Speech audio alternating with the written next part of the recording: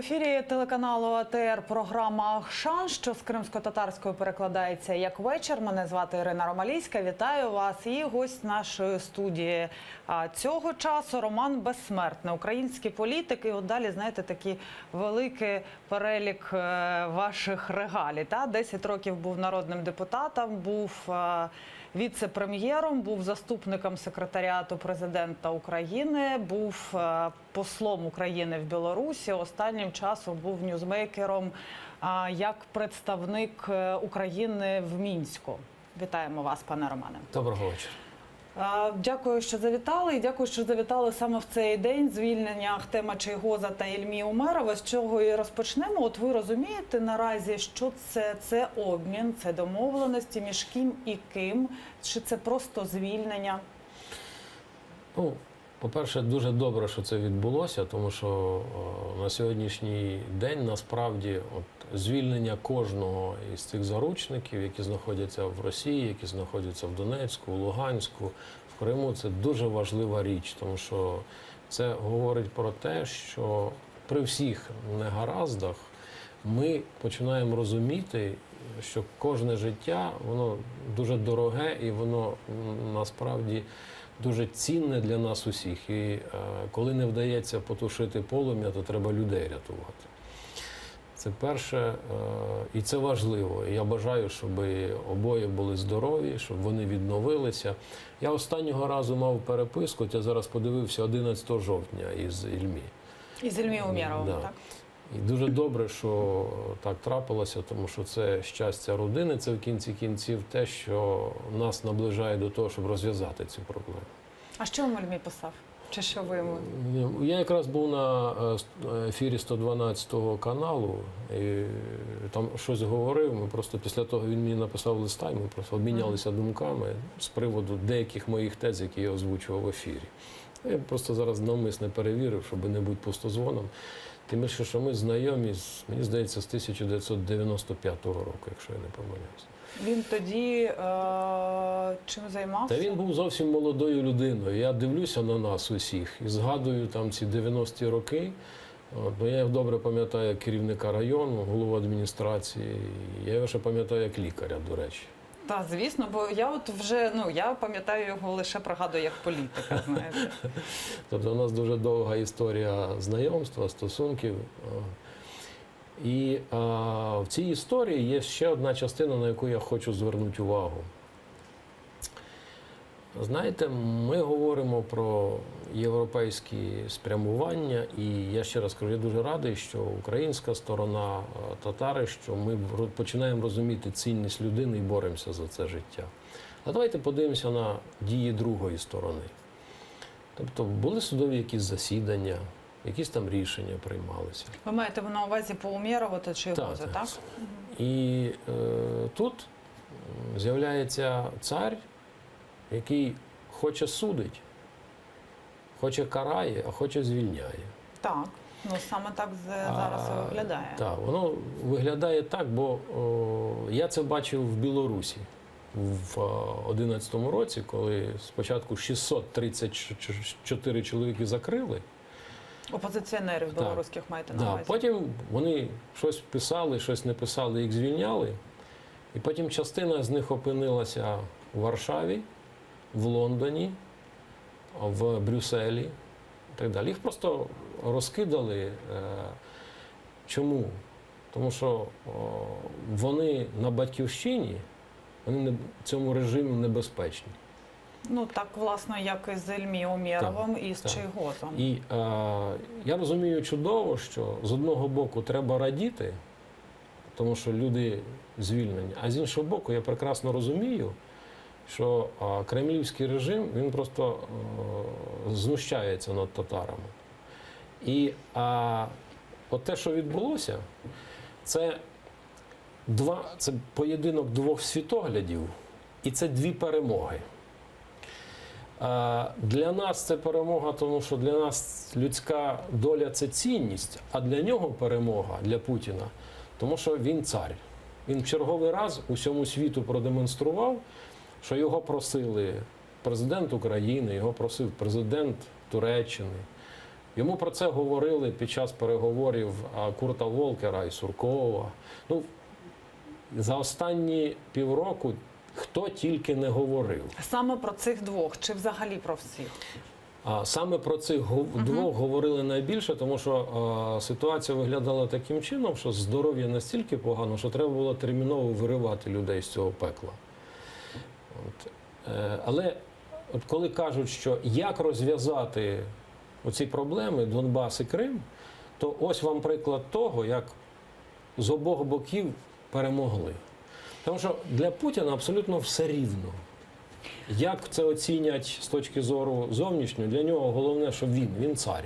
Знаєте, в лютому цього року була в Криму і спілкувалася саме з Ільмі Умєровим, і не на камеру, не під запис я його питаю, що а чому ви не втечете? Ну, тобто, давайте будемо чесними, точно можна влаштувати перехід через кордон так, щоб вас не помітили, ну якось вивезти. І він каже, що ні, я маю залишатися тут, я маю боротися. І от тепер його там нема. Це те, про що ви кажете, що це і перемога для Путіна. Ну, Ільмі – це не та людина, яка добровільно тікати. йде з поля бою. Тут взагалі нічого обговорювати, тому що я ще раз кажу, я дуже давно знаю цього чоловіка, я дуже добре розумію його внутрішній світ. І точно так же, як я можу сказати, що в Мінську могли всі піти. Ну, Статкевич ніколи не піде, тому що він офіцер, він десантник, і так просто вони не здаються. Це певна категорія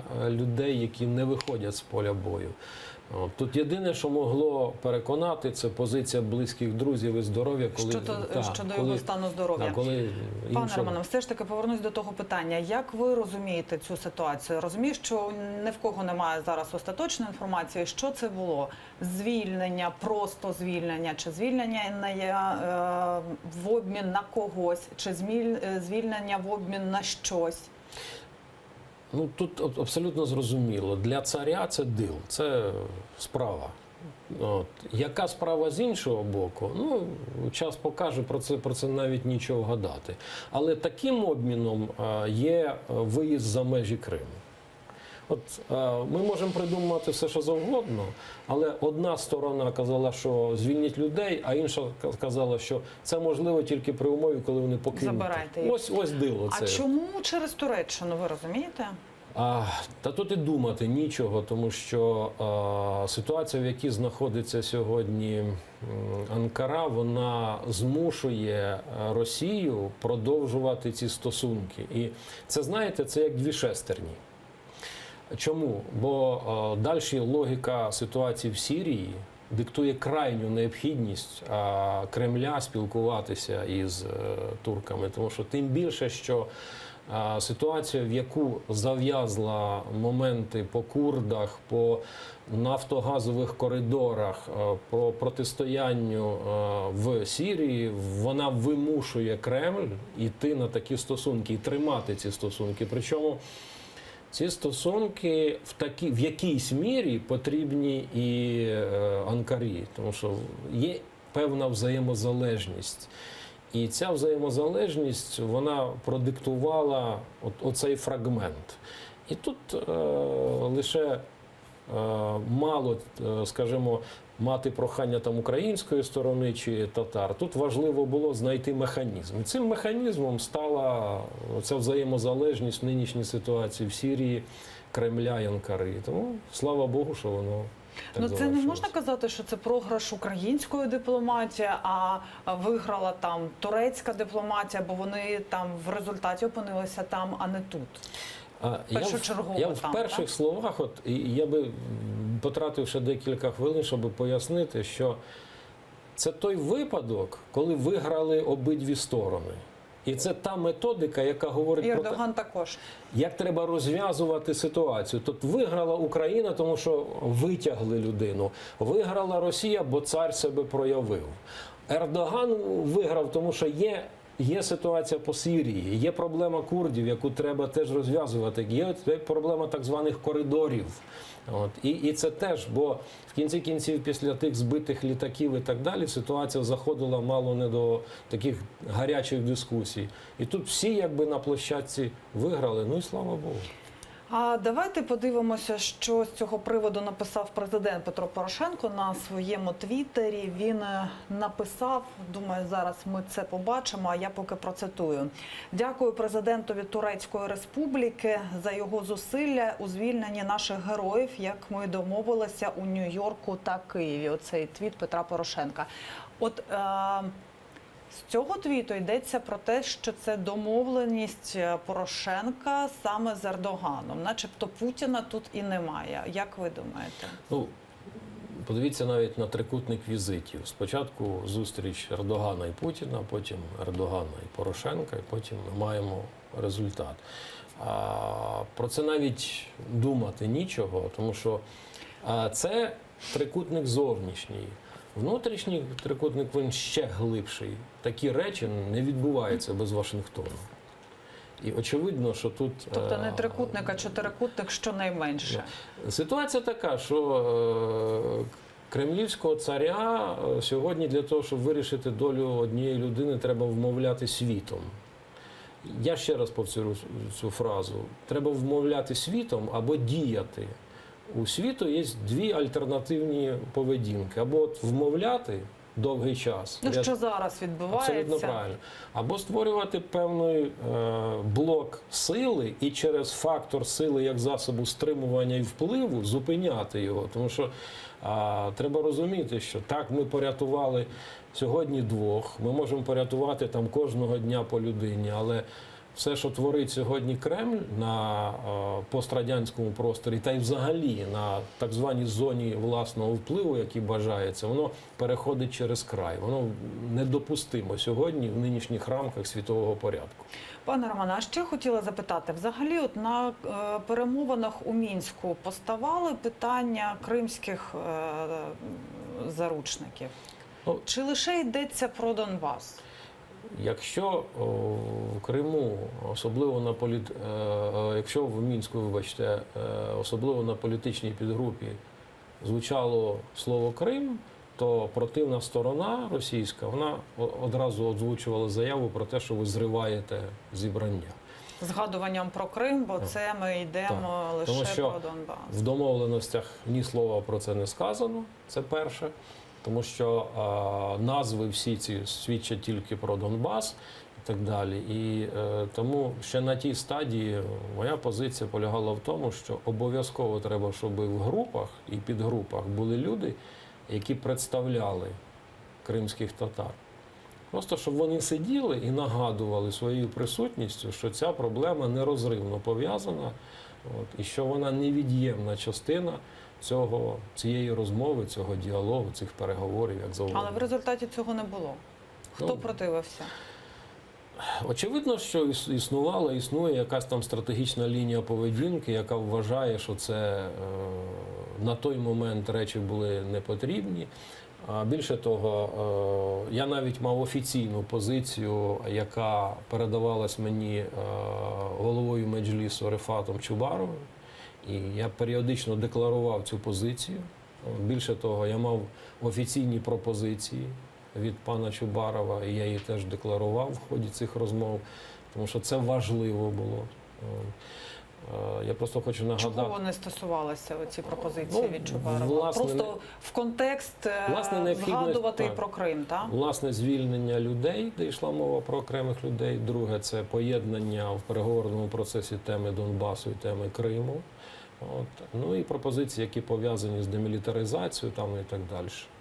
Ну, знаєте, мені і досі дивно виглядає, що в Мінську Крим табойована тема. Це тому, що спочатку так почали? Ну, тобто спочатку була помилка. І чи це є помилка, до речі? Справа в тому, що з моєї точки зору, то ця передишка, яка була отримана за рахунок домовленостей, вона потребувала після завершення терміну цих домовленостей кардинально організаційної і так далі зміни. Подальшого розвитку. Да, і от перші заяви Курта Волкера для мене були дуже обнадійливі, де він поєднував ці дві теми. Зараз трошки охололи, і з моєї точки зору це велика помилка, коли навіть в фразеології ці речі якби роз'єднуються. І ви бачите, що тут якби обидві сторони вони ці речі намагаються якби десь розводити, бо навіть в так званому проєкті закону про деокупацію, і то там в проєкті обійшли тему Криму. Це от деокупації Так, так. і президентські, як ви маєте на Абсолютно увазі, про правильно. реінтеграцію, так? Тобто, як би не вела тут себе російська сторона, Україні належить у цьому випадку говорити, повторювати. Причому я б говорив би так: Крим, а потім Донбас, тому що все почалося з анексії Криму, а потім Донбасу. Ну, от зараз це виглядає, наче Крима не існує. Знаєте, так ми говоримо про Донбас, маю на увазі на мінській платформі. Більше того, якби навіть там різна методика була і різні підходи до розв'язання ситуації, але воно повинно об'єднуватися. І я про це не один раз казав, що насправді одною із позицій і досягненням би мало бути б закону про реінтеграцію повернення теми Криму і теми анексії в проблему реінтеграції і показати там механізми реінтеграції, як би Україна це бачила. І я ще раз кажу, якщо навіть методика різна, це не означає, що це має окремими інформаційно розводитися. А ви про це Петру Порошенкові говорили? Ну, точніше, точно говорили. А чи готові ви сказати, що він відповідав? Ну, перше, я деталей розмов цих не пам'ятаю вже, але про це говорили всі учасники розмов, про це, що це треба озвучувати. Більше того, мені відомо навіть, що в телефонних розмовах і сам президент не одного разу під час телефонних розмов Нормандської четвірки і Нормандської четвірки теж говорив про те, що це цілісна тема, що не можна роз'єднувати. Інша справа, що в ході дискусії, я пам'ятаю ці дискусії, які були там і в Парижі, і в Берліні, російська сторона завжди це діло розмежовувала, тобто відкидала. Це тому, що так Росія вимагає, і ми не можемо цього добитися? По-перше, це позиція Росії. По-друге, треба правду сказати, це позиція від початку була і Берліна, і Парижа.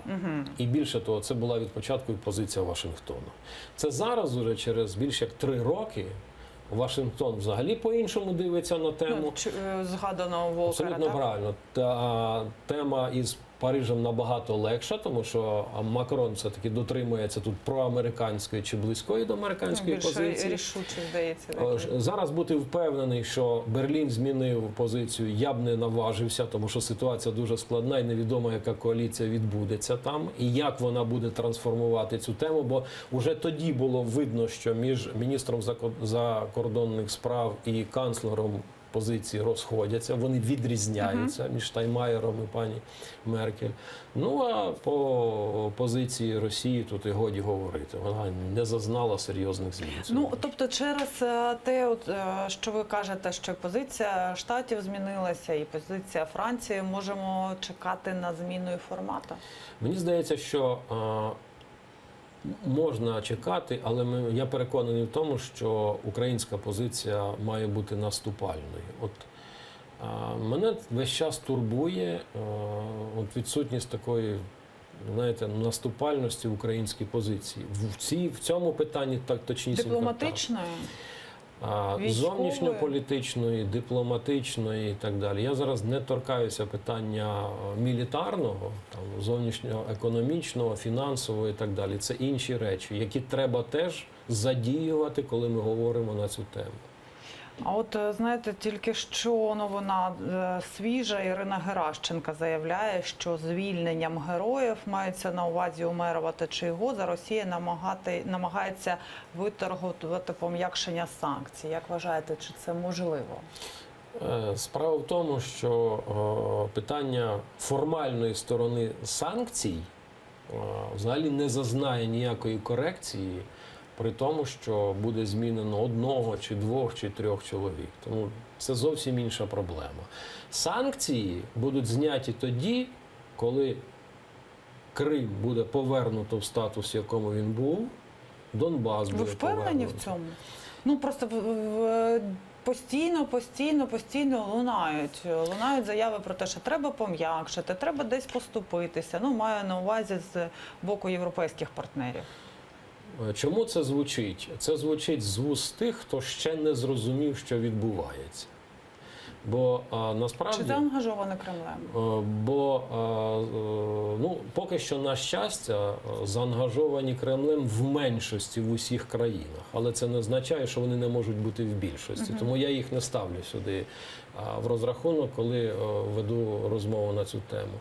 Поки що завдання української сторони як можна щільніше пояснювати і говорити про те, що насправді відбувається. І ключовою тезою мало б бути, що це війна не стільки і не тільки проти України. Це війна проти Європи цивілізованої і війна проти цивілізованого світу.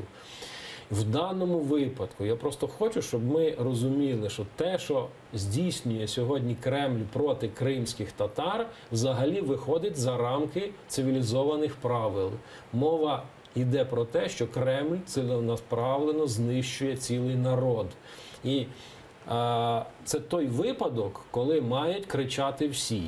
І мене дивує м'якість позиції там, Генеральної асамблеї ООН, ОБСЄ і таке інше. Тому що, так, іде війна проти України, зрозуміло. Але те, що йде війна проти народу, війна на знищення цього народу, вибачте, це знаходиться за рамками нинішніх загальних правил. Хочу переключитися на новини, буквально останні. Заступники голови Меджлісу кримсько-татарського народу Умеров та Чийгоз зараз проходять медичне обстеження в Туреччині і сьогодні в Україну не прибудуть. Про це тільки що власне повідомив голова Меджлісу кримсько-татарського народу Рефат Чубаров. Може, в нас є відповідний синхрон. Підказують, що немає, але скажу нашим глядачам про те, що ми очікуємо Рефата Чубарова в цій студії о 20-й, після 20-ї, тому зможемо від нього дізнатися нові подробиці. Але головна новина цієї хвилини те, що сьогодні вони в Україну не прилетять. А у нас в студії Роман Безсмертний, і ми продовжуємо про це говорити. Чи підіймалась взагалі колись тема того, що треба оцей майданчик створити по Криму, подібне Мінську? Справа в тому, що у відповідності до рішень Ради Європи він навіть створений на сьогоднішній день. Це так зване Женева плюс.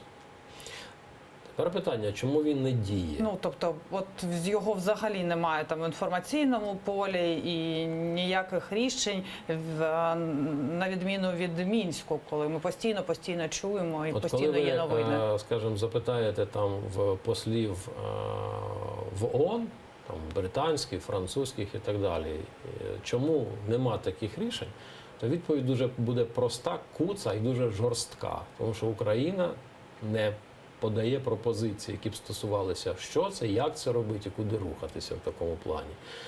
Це те, власне, з чого я починав сьогоднішню нашу розмову. Пресинг на цьому полі очікують від України. Хто в Україні відповідає за цей майданчик?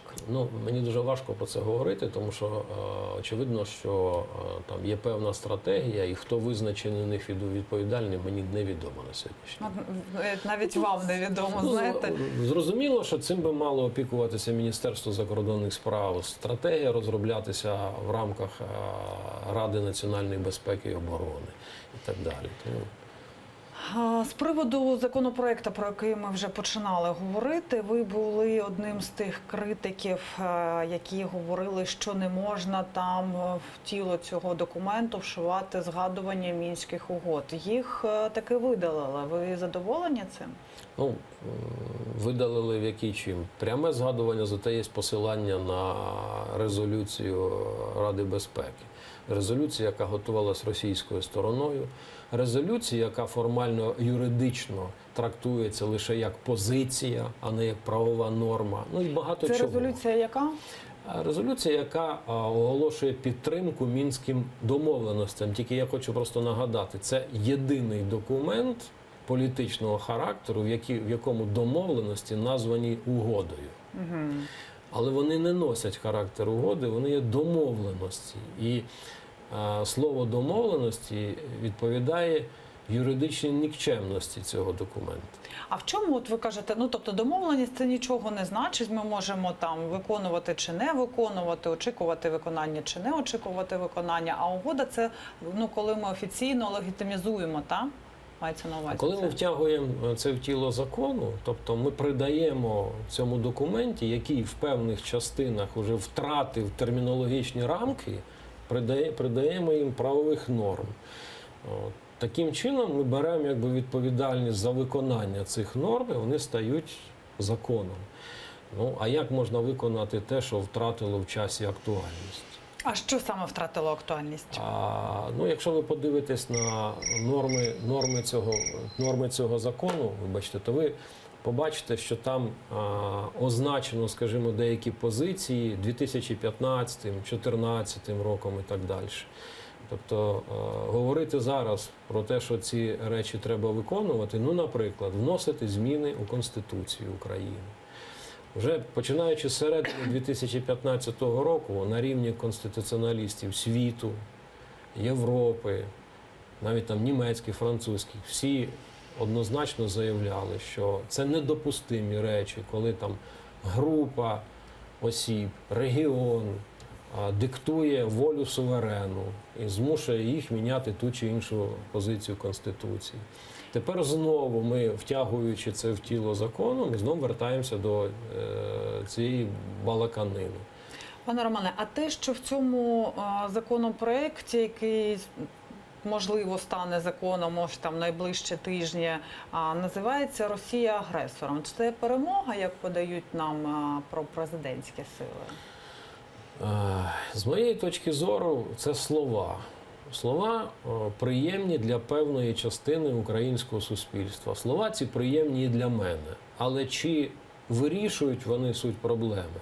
Суть проблеми полягає в тому, що в свій час не було виконано закон про оборону і закон про правовий режим воєнного стану, який чітко поставив би все на місце. І тоді не треба було через більше 3 років використовувати тезу і слова агресор. Справа в тому, що... Знаєте, слово блуддя. Ну, вся країна живе, ну, тобто в країні війна, а ми там через 3 роки кажемо, ну, давайте називемо Росію агресором. В чому ви праві? Для країни і для суспільства це війна, а для чиновника це АТО. Бо стаття 19 Конституції говорить про те, що посадові особи діють в межах і спосіб, визначені законом. Тобто для державного службовця, для посадової особи це АТО. А люди, які кожен день хоронять тих, хто гине там, вони в війні знаходяться.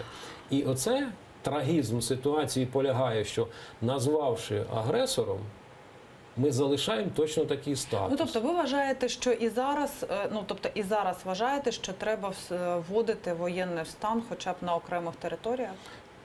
Моїм глибоким переконанням є те, що треба ситуацію ввести в правове русло, треба ввести воєнний стан на окремих територіях, треба прийняти відповідні документи, які стосуються і рішення, які стосуються створення ставки Верховного Головнокомандування, приведення там відповідних частин у відповідний статус.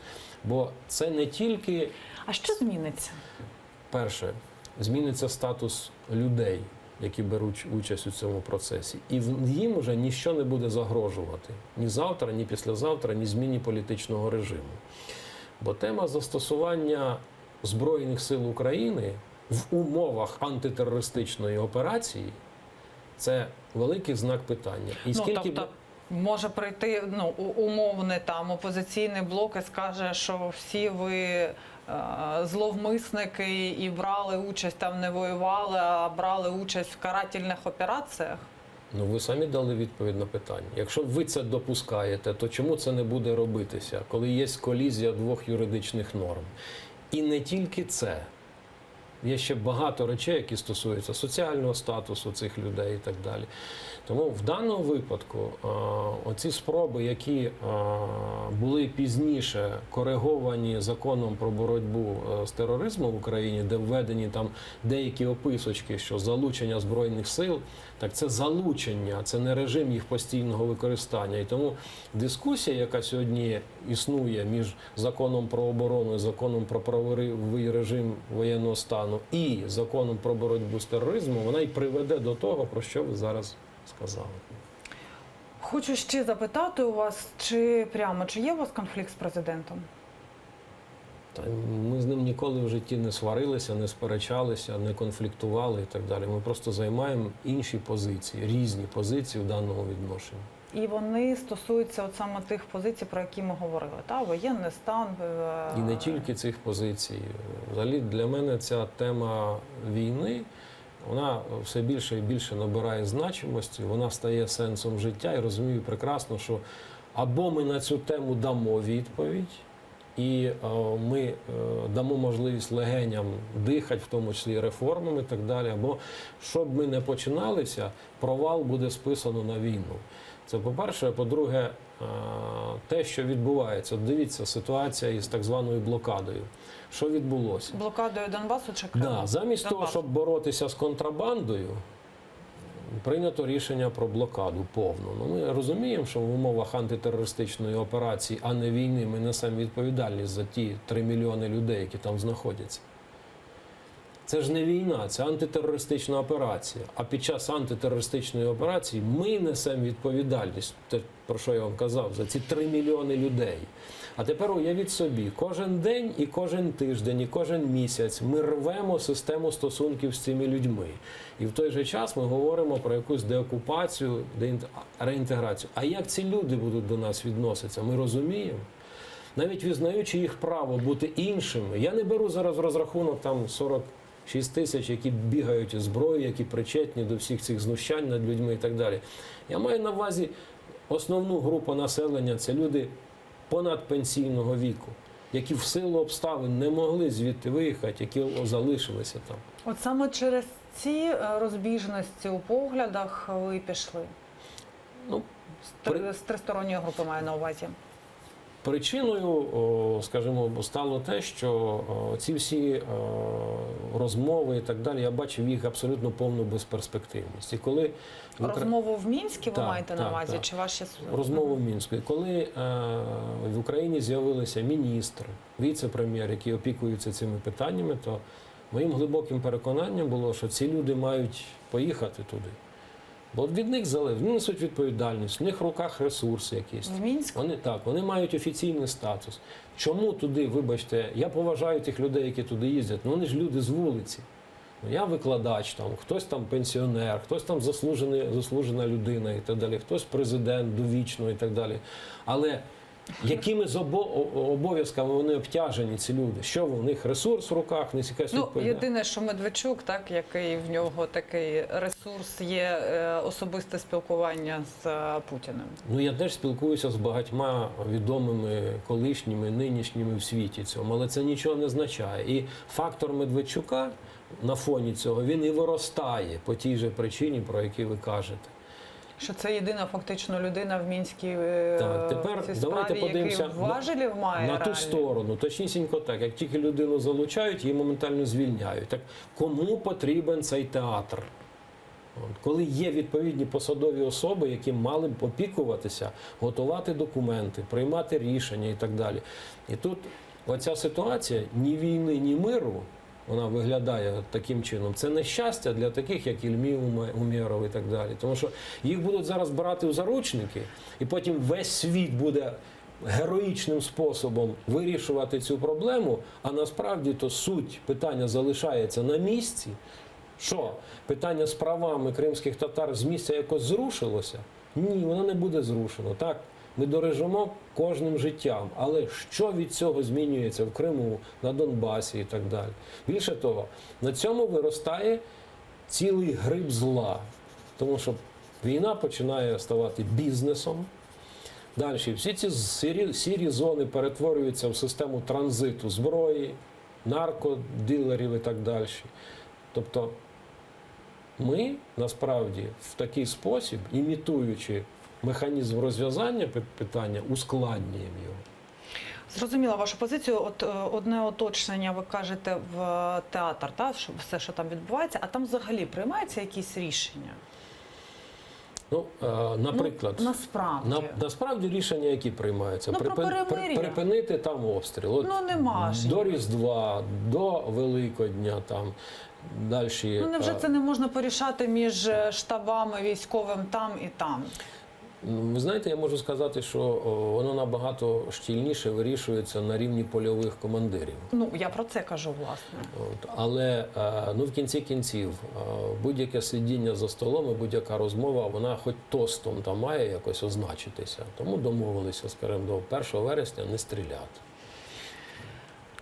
Ви про своє... І там, вибачте, я ще раз, але там є декілька рішень, які супер важливі. Це протоколи по розведенню важкої, середньої зброї і так далі, легкої відведення Збройних сил – це дуже важливі. І оці дві частини, питання звільнення заручників і питання припинення вогню, вони доречні ще, там ще є про що говорити. Про звільнення заручників, ну, бо заморожене, як на мене. І є про що домовлятися. Розмова звідти, вона хоч дає імпульс і розуміння. От подивіться, кожна розмова завершується назвою інших цифр. Ну, таке, там, Донецька, Луганська, ну, так звані ОРДЛО, да, підтвердило, що в них є 164, вчора було там 175, до цього 150, ну, таке інше. Це розумному достатньо, тобто ми розуміємо, що ми нічого не розуміємо. Ну. А ви, коли вирішили піти, ви поговорили з президентом до того, чи він дізнався з цього інтерв'ю? Я не говорив до того. Просто я чого питаю? Мені здається, що вас пов'язували не лише такі політичні стосунки, а й дружні.